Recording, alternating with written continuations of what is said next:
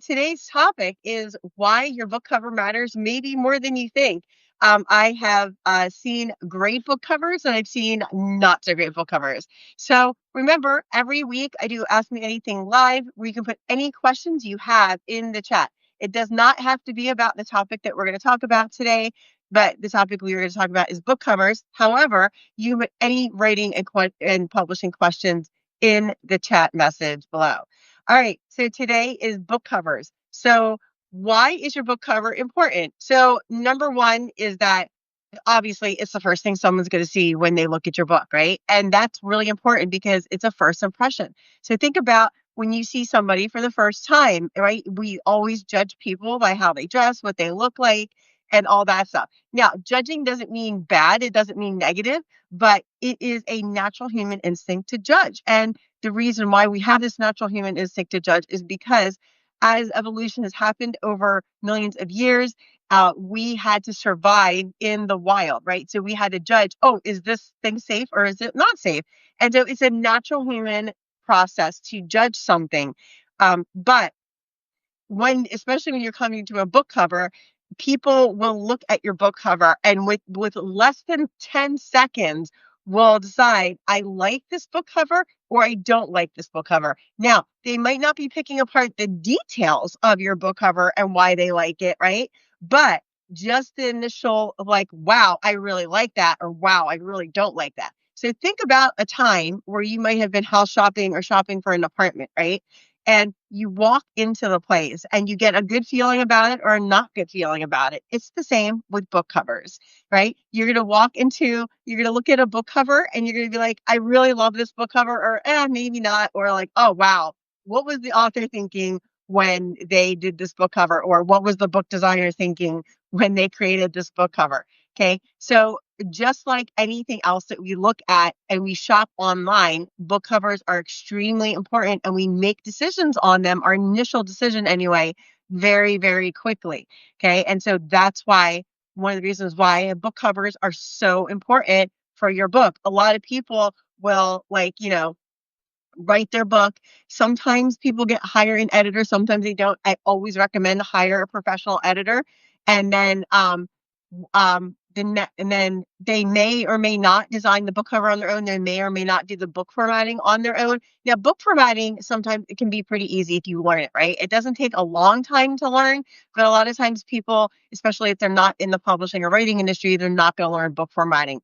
But you need to have your book formatted before you do the cover, because you need to know how many pages it is and how big your book is, because there's specific spacing for the spine and the front and back cover and what can go on it, and the bleed lines. And the bleed lines, if you're not familiar with that, are the edges of your book that once that picture goes over those lines that may be cut off in printing. So you need to make sure that all your important graphics are within the bleed lines. Now, you're going to have some background color and stuff outside it, right? But you have to make sure that your title and all your letters are inside the bleed lines and that everything is correct. Okay, because if it's not, KDP won't publish it, or whoever it is may not publish it for you. So you need to make sure that all of your elements are inside those lines. And you want to look at, obviously, artistic quality of your book and related to the genre. Now, obviously, there's certain genres that have certain artistic qualities, like romance novels, right? You're typically going to see a couple on the cover, or maybe three people, depending on what the romance novel is about. And it's going to be like, very very romantic and very like artistic and very like, it might be in a period like 1700s or 1800s where you're wearing Victorian clothing. So depending on the romance novel, what period of time it's set in. So it's really important that you know what are the book cover elements that your genre is really popular in. So for example, like business books, yellow is a very, very popular color to use. And a lot of people will buy a business book if the cover is yellow.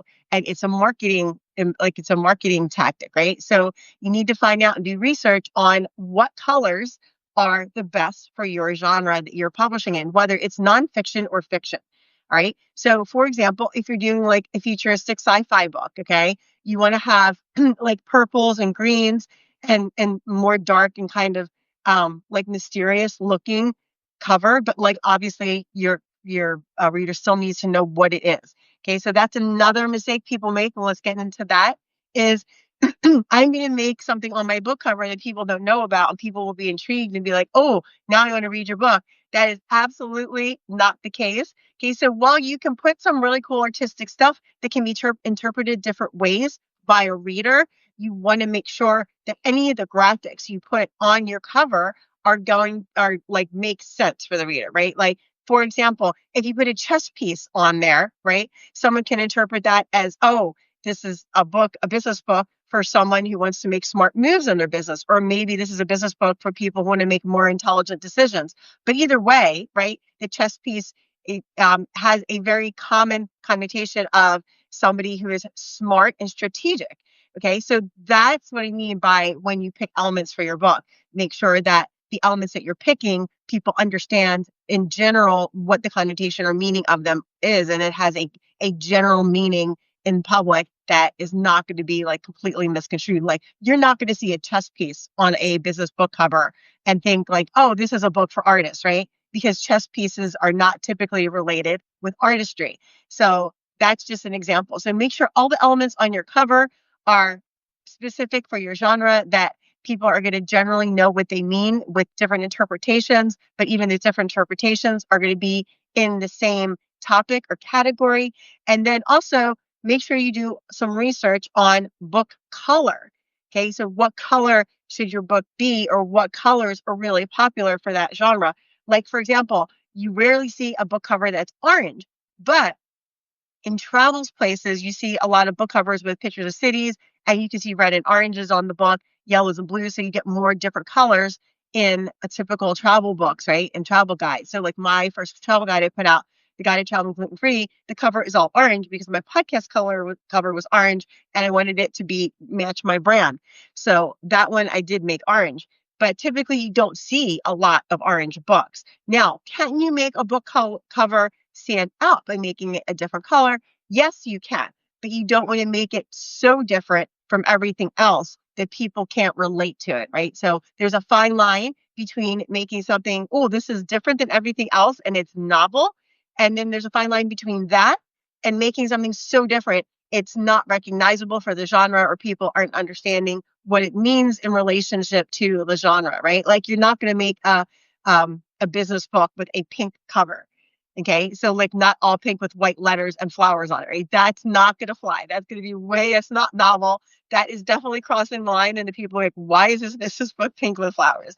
Now, there might be an exception to all these rules, obviously, right? So, for example, if there is a company that is like all female owned and they put out a business book, that might be pink with flowers because that might be their brand. But in general, you're not going to see that. So just keep all these things in mind, and always remember that your book cover is your salesperson, especially when people just come across your book and they're not like on your email list, right? So if they're on an email list, they're like, oh, Lynn's made a new book. I'm going to click on this link and look at their book and see if I want to buy it, right? But if someone just comes across your book on Amazon because they're searching for a book, and Amazon suggests your book is something similar, or your book just pops up in the search, then your book cover is going to be your salesperson 9 out of 10 times, because most people that are going to buy your book probably are not going to maybe not find it through your email or through like a social media post. They might just find it by coming across it on a search. So that's where your book cover is really going to pay off for you. Make sure that you have a good book cover design that is attractive, that reflects what's inside your book and the content, and that also uses the rule of thirds, which is like a third, a third, a third, whether you're doing it vertically or you're doing it horizontally. You want to have the rule of thirds so that it looks really nice. Okay. And it doesn't have to be super artistic, but it does have to be clean. It does have to be easy to see all the stuff on the cover. Sometimes I see book covers where they put like a whole bunch of pictures on it. That does not work. I just recently this year uh, gave my client advice because he wanted to put all his posters on the front cover. And I said, no, that is a bad idea. You do not want to clutter your cover with things. You want it to be very simple, easy to read, very easy font to read, right? And you want it to be very clean.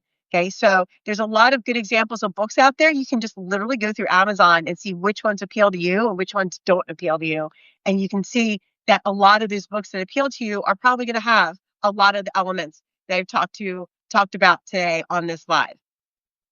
Well, my friends, I do not see any other questions in the comments, but I would love to have you back for another live next week. So if you're on Substack and you're a subscriber, thank you so much. Please share this post with someone you know who is writing a book.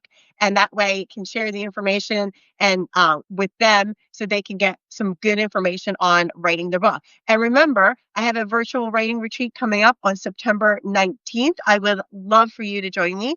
My virtual writing retreat is for anyone who does not write for a living, but you are authoring a book. So if you're a business leader, thought leadership, or if you are an executive and you are writing your book, but you don't you're not a professional writer and you would love to sit and write with other people who are in that same space, please come and join us on September 19th at 8 a.m. Pacific.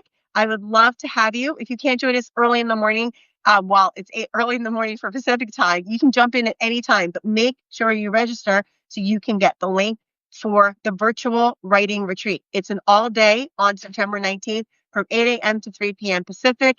We're going to have not just writing, but we're also going to have a Q&A that I'm going to answer any of your writing and publishing questions.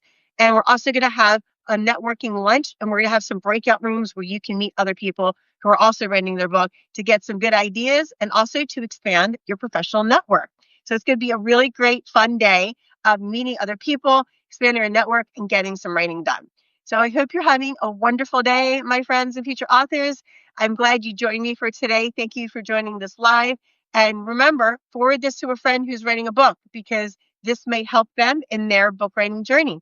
I hope you have a wonderful start to your week, my friends, and I will see you next week on another live Q&A. Ask me anything about writing and publishing. Until then, see you next week.